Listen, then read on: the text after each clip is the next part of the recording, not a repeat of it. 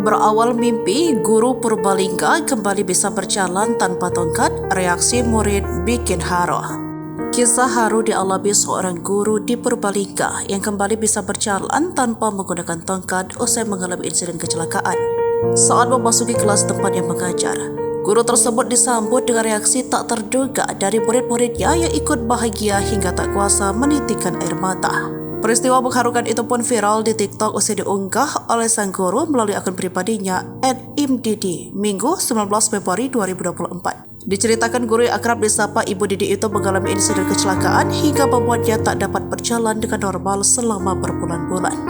Kecelakaan yang dialaminya itu menyebabkan patah tulang paha kaki kanan dan membuatnya memerlukan bantuan tongkat untuk berjalan.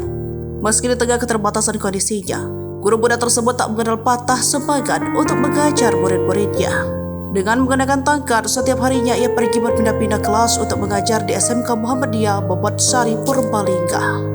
Sempat merasa ketakutan lantaran kondisinya itu, siapa sangka ternyata para murid yang diajar tak pernah absen memberikan perhatian.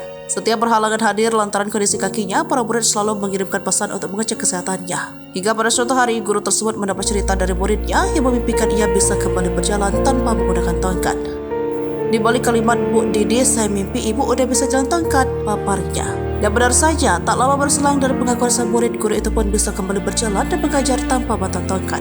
"Hari ini saya mewujudkan mimpi kalian jadi kenyataan. Terima kasih ya, selalu doain saya," tambahnya. Respon tak terduga pun diberikan murid-murid ketika melihat guru kesayangannya itu sudah tak lagi menggunakan tongkat ketika memasuki kelas. Beberapa ada yang tampak histeris hingga tak kuat membendung air mata haru sambil bertepuk tangan. Dari banyak anak-anak yang bilang, "Bu Didi, saya kemarin mimpi ibu udah bisa jalan. Akhirnya beneran terjadi, nggak cuma mimpi."